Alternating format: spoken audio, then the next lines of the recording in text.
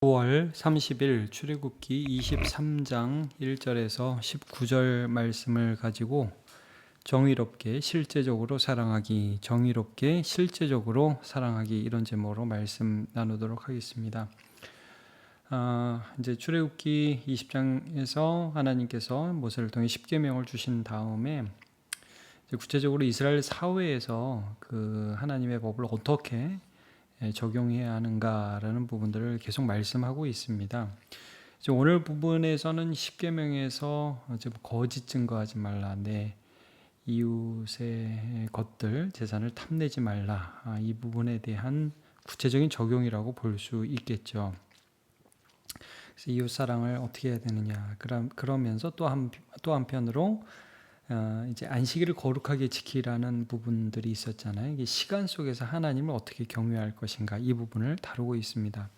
자, 먼저 이웃 사랑에 있어서 우리가 어떻게 이제 거짓말하지 않고 공평하고 정당하게 공의로 이렇게 사람을 사랑할 수 있는가, 정의롭게 사랑할 수 있는가, 이 부분을 다루고 있습니다. 사랑이라는 게 그냥 단순히 잘해주는 것에서 그치지 않죠. 그 사랑이라는 것이 정의로울 때에 받는 사람에게서 억울함이 없을 수 있거든요. 자, 먼저 주의해야 될 게 거짓입니다. 거짓 1절, 너는 거짓된 풍설을, 소문이죠. 하지도 않은 일을 막 뻗뜨리는 거예요. 그렇게 하지 말고 악인과 연합하여 위증하는 증인이 되지 말며. 이 대표적인 예가 이세벨이 나봇의 포도원을 뺏기 위해서 나봇을 죽이려고 거짓 증인을 세우죠. 그래서 하나님과 임금을 저주했다, 이렇게 거짓말을 해가지고 나봇을 죽이지 않습니까? 이런 일 절대 하면 안 된다. 자, 2번 2절, 다수를 따라 악을 행하지 말며 송사의 다수를 따라 부당한 증언을 하지 말며. 그러니까 숫자적으로 많으면 이게 힘이 있잖아요. 요즘 포퓰리즘이라고 하는데 다수의 영합해서 진리를 버리는 거죠. 대표적인 예가 뭐예요, 여러분? 예수님의 십자가 재판이죠.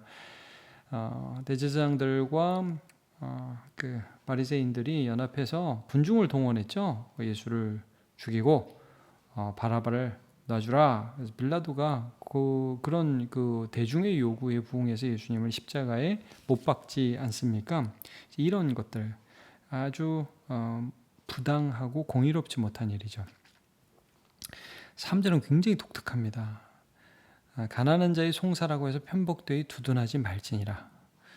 자, 이 굉장히 놀라운 말씀입니다. 가난한 자라고 해서 얘는 없어, 얘는 힘들어, 그러니까 더 봐주지 말라는 거예요. 그러니까 여러분, 요즘에도 희한한 현상이 우리 사회에 일어나죠. 그러니까 미투가 항상 한참 막 일어났을 때, 막 나도 당했다 그럴 때 어떤 일이 일어났어요? 실제 당하지도 않았는데 나 당했다고 얘기하는 사람들이 나와서 억울한 사람 만드는 일도 함께 일어났죠. 바로 이겁니다. 가난한 자의 송사라고 해서 편복돼, 얘는 가난해, 그러니까 무조건 개편 들지 말라는 것을 말씀하고 있어요. 공의로운 재판이어야 된다. 역차별이 일어나면 안 된다. 이제 이런 말씀을 하죠. 이건 이제 6절과 9절의 내용과 균형을 이루는 거예요. 6절에 너는 가난한 자의 송사라고 정의를 굽게 하지 말며, 얘는 힘이 없어, 돈도 없어, 그러니까 막 하지 마. 9절, 너는 이방 나그네를 압제하지 말라. 너희가 애굽 땅에서 나그네 되었은즉 나그네의 사정을 하느니라. 그러니까 돈 없고 힘 없고 그 땅에 어떤 기득권이 없는 사람들이라고 해서 압제하고 함부로 대하고 그들의 송사를 무시하지 말라라는 것을 말씀해 주고 있습니다. 그 다음에 또 우리가 다루는 부분이 뭐냐, 인간적인 그 개인적 감정이 들어가서는 안 된다, 이런 말씀이에요. 이제 원수, 또 미워하는 사람의 재산을 보호해 줘야 하는 마땅한 의무를 행하라. 자, 4절, 내가 만일 내 원수의 길 잃은 소나 나귀를 보거든, 길을 가는데 내가 정말 싫어하는 사람, 나하고 좀 관계가 안 좋은 사람의 소가 길을 잃고 헤매고 있어요. 나만 봤어. 그러면 갖다 줘라. 네가 비록 그 사람을 싫어해도. 그리고 5절, 내가 만일 너를 미워하는 자의 나귀가 짐을 싣고 엎드러짐을 보거든 그것을 버려두지 말고. 그러니까 나귀가 엎드려서 일어나지를 못하고 있는 것을 보면 같이 좀 도와줘서 그것을 짐을 부려라. 개인적인 감정과 공의로운 행동을 이게 혼돈하지 말아라, 못 본 채 하지 말아라, 이런 말씀을 하고 있습니다. 자, 7절부터는 거짓과 뇌물을 경계하죠. 거짓 일을 멀리하며 무죄한 자의 의로운 자를 죽이지 말라. 너는 악인을 의롭다 하지 나는 악인을 의롭다 하지 아니하겠노라. 그러니까 거짓, 무죄한 자, 의로운 자, 자 이게 하나님의 기준으로 볼 때 명확하게 되는 거예요. 그러니까 너는 그걸 막 하나님 앞에서 그 속일 수 없는 그것을 스스로 속이면서 뭐 이 정도는 괜찮아 이런 식으로 하지 말아라. 나는 절대 그렇게 안 한다. 너 내 백성이다. 이런 전제가 있는 거죠. 8절 너는 뇌물을 받지 마라. 뇌물 받는 순간 눈이 어두워진다. 말이 굽어진다. 그러니까 여러분 이런 쭉 말씀들을 쭉 보면 지금 이웃을 우리가 다루고 이웃과 관계를 맺을 때에 어떤 내 유익이라든지 저 사람이 힘이 있고 저 사람이 힘이 없고 뇌물을 받았고 또 뭐 여러 가지 내 인간관계라든지 이런 것들이 마땅히 해야 할 바른 태도를 가로막는 어떤 걸림돌, 장애물이 될 수 있다는 것을 말씀해 주고 있어요. 그러니까 우리는 여러분 이거 보겠어요. 우리는 어떤 태도로 이웃을 대해야 되느냐? 믿음이죠. 하나님을 믿는 믿음. 그래서 이제 바울 사도가 어떤 고백을 하냐면 사도행전 24장 16절에 이것으로 말미암아 나도 하나님과 사람에 대하여 항상 양심에 거리낌이 없기를 힘쓰나이다 이런 말을 해요. 이제 모든 일을 할 때에 말하자면 이런 거예요, 여러분. 우리 뭘 하고 나면 예수 믿는데 찜찜한 거 있죠. 이렇게 하면 안 되는데 이거 하나님 기뻐하시지 않는데 여러분 그런 거 남기지 말라는 거예요. 내가 하나님 앞에 부끄러움이 없이 내가 넘어지고 실수하는 건 있을 수 있어요. 그런 거 말고 알면서도 막 짓는 죄들 있죠. 이 사람에게 이렇게 대하면 안 되는데 하는 그런 것들 남기지 않고 진실하게 하나님 앞에서 행하란 말이에요. 이웃을 사랑할 때 정의롭게 그 정의의 기준은 내가 아니라 하나님이라는 거죠. 하나님과 사람 앞에서 거리낌이 없이 살아가도록 애쓰는 우리가 됩시다. 이게 신자의 자세라는 것을 말씀하고 있어요. 우리가 아까 7절에서 봤죠? 나는 악인을 의롭다 하지 아니하겠노라. 하나님은 그렇게 안 한다. 니들이 그래도 하나님 그렇게 하면 니들 편 안 들어주신다. 굉장히 단호한 말씀입니다. 자, 그 다음에 하나님을 사랑하는 부분에 대해서 말씀해요. 이제 아까도 말씀드렸지만 십계명의 안식일을 거룩하게 지키라는 그 명령을 좀 확대해서 설명한다고 볼 수 있죠. 안식년, 안식일, 절기 이렇게 세 가지 부분을 말씀하거든요. 그러니까 우리가 하나님을 사랑한다. 나 하나님 사랑해요. 그리고 시간은 하나님과 같지 않아. 그게 가짜라는 거죠. 나 예수 믿어요. 나 하나님을 믿어요. 근데 예배 시간을 드리는 건 아까워요. 믿는 거 아니라는 거죠. 시간 속에서 하나님과 함께 해야 된다는 거. 우리가 일반적으로도 사랑의 언어 중에 뭐가 있어요? 함께하는 시간이 있죠. 시간을 함께하고 그 시간에 함께 공유되는 물질들이 있고 이러면서 서로 안에서 교통이 일어나고 하나님을 실제로 사랑하는 거라는 거예요. 자, 근데 이 안식년이라든지 안식일을 지키라는 이 명령을 보면 참 재밌는 게 그 하나님과의 만남이 이웃 사랑으로 연결이 돼요. 자, 10절 너는 6해 동안 너희 땅에 파종하여 그 소산을 거두고 7째 해는 갈지 말고 묵혀두어서 일하지 마. 그냥 놔둬. 내 백성이 가난한 자들이 먹게 하라. 그럼 뭐라도 날 거 아니에요. 여기도 나오지만 그 남은 것들은 짐승이 먹으리라.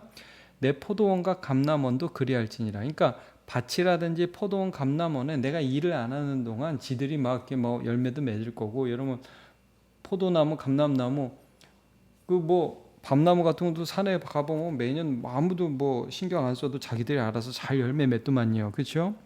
그렇게 됐을 때 그것들이 내 소유가 아니라 남의 그 먹을 것이 될 수 있도록 그렇게 좀 배려해라. 나의 쉼이 다른 사람의 유익이 될 수 있도록 좀 쉬어라. 그 대신에 여기 무슨 전제가 있는 거야? 하나님이 너를 채워주실 것이다.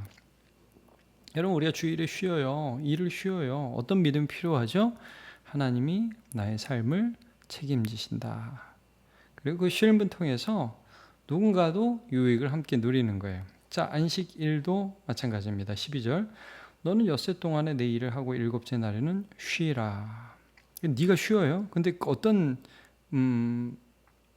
그 효과가 같이 일어나느냐? 내 소와 나귀가 쉴 것이며, 그렇죠? 주인이 쉬니까 소와 나귀도 하루 쉬겠죠. 내 요정의 자식과 나그네가 숨을 돌리리라는 표현을 써요. 한숨 쉴 수 있는 거예요. 여러분, 우리가 너무 힘들 때는 그냥 잠깐 쉬어서 한숨만 쉴 수 있어도 좋죠.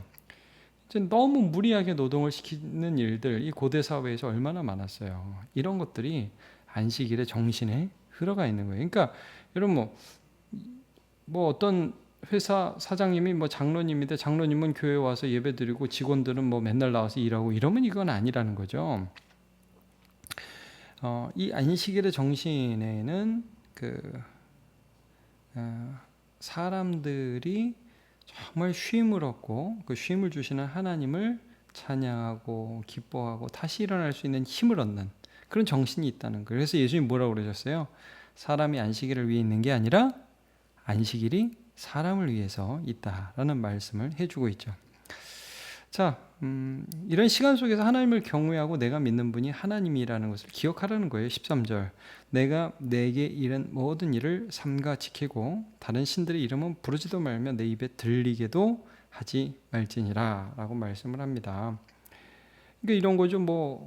안식일다 이런 거 하기 참 좋기는 좋은 것 같은데 이거 손해가 많은데 안식년 나 이거 참 어떻게 손해가 막심한데 이걸 어떻게 해? 여러분 실제 사업하는 사람 하루 쉬는 거 어려워요. 그렇게 하면 굉장한 손해가 있잖아요. 바알이나 저 아세라 섬기면 편하던데 이 세상을 섬기면 참 편하던데 이런 소리 하지 말라는 거예요. 내 입에 들리게도 하지 말지니라 라는 말씀을 하고 있습니다. 하나님을 신뢰해라. 너네가 출애굽을 경험했지 않니? 이집트를 나오면서 하나님이 얼마나 위대한 하나님이시고 너의 모든 것을 책임지실 수 있는 능력의 주님이신지를 알았으니까 이 세상에서 살아가는 그 목적이 이제 나 혼자 편하게 나 혼자 잘 먹고 잘 사는 것이 아니라 그런 것들을 책임지시는 아버지 앞에서 사랑하는 삶을 살아야지라고 지금 말씀을 해주고 계시는 거죠. 자, 이제 남은 부분 절기입니다. 세 가지 절기를 말씀하는데요. 이 시간 속에서도 그들은 하나님과 자신의 삶의 관계를 맺으라고 말씀을 합니다. 자, 14절이죠. 매년 3번의 절기를 지켜라. 일주일씩 지켰어요. 첫 번째는 15절 무교절이죠. 6월절이라고도 하는 무교절인데 무교병을 먹어서 그래요. 발효되지 않은 떡을 먹어서 무교절인데 무교병의 절기를 지키라. 아비벌 첫 달이에요. 정한 때 이래 동안 무교병을 먹을지니 왜? 그달에 내가 애굽에서 나왔음이라 빈손으로 내 앞에 나오지 말지니라. 그러니까 하나님을 기억하라는 거예요. 이 절기 동안에 도대체 왜 우리가 쉬지? 우리의 근본, 우리의 시작. 우리가 원래 이집트에서 노예 생활을 하던 사람인데 하나님이 우리를 거기서 나오게 해주셨어. 우린 그 하나님을 사랑해. 그 하나님이 좋아. 그러면서 그 하나님 앞에서 쉬고 기뻐하라는 말씀이죠. 빈손으로 오지 말아라. 실제적으로 하나님께 그 감사를 표현해라. 그러니까 여러분 시간을 드린 것과 물질을 드린다는 것은 내 사랑이 진짜라는 것을 표현하는 것이죠. 그렇게 해라 이거예요. 그러니까 우리는 지금 6월절을 지키지는 않지만 주일마다 예배를 드리고 우리의 삶에 하나님 앞에 감사를 예물로 표현하고 그렇게 하죠. 그러니까 이 구약의 의식법을 이 구약의 시민법을 그대로 지키지는 않지만 또 이건 의식법에도 해당하는 것인데 이런 것들을 그대로 지키지는 않지만 그 정신을 이어가면서 우리도 실제적으로 지금 하나님을 사랑하고 있는 것입니다. 자, 16절 맥추절 보리 추수 처음 하고 나서 첫 열매를 거두면서 하나님 올해도 이렇게 시작할 수 있었습니다. 하나님 감사합니다 하면서 하나님 앞에 절기를 지키고 또 수장절 거둘 수 저장할 장이죠. 연말의 추수감사절이에요.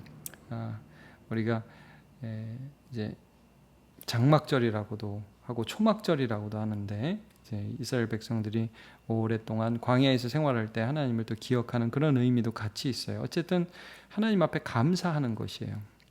그래서 이런 것들을 실제로 하면서 하나님께 대한 사랑을 표현해라. 17절 내 모든 남자는 매년 3번씩 주 여호와께 보일지니라. 뭐 남자만 보이라는 의미는 아니에요. 우리가 성경을 보면 이제 뭐 여자들이나 아이들도 함께 절기를 지켰던 것은 볼 수 있었죠. 자, 이렇게 하나님 앞에 실질적으로 감사하고 하나님과 관계 맺고 하나님과 시간 보내고 그렇게 하라는 말씀입니다. 18절 19절은 절기나 제사에 지켜야 하는 규례로 보여져요. 너는 내 제물의 피를 유교병과 함께 드리지 말라. 피는 생명이다. 이방 신 섬기는 그런 더러운 제사 따라하지 마라. 내 절기의 제물의 기름을 아침까지 남겨두지 말지니라. 그러니까 여러분, 기름이라는 것은 그 가장 좋은 부위로 받아들여집니다. 그러니까 이거 뭐예요? 절기를 통해서 제사를 드리고 그 제물들을 함께 먹었잖아요. 근데 그 먹을 때 남겨두지 마라. 다 먹어라. 기뻐해라.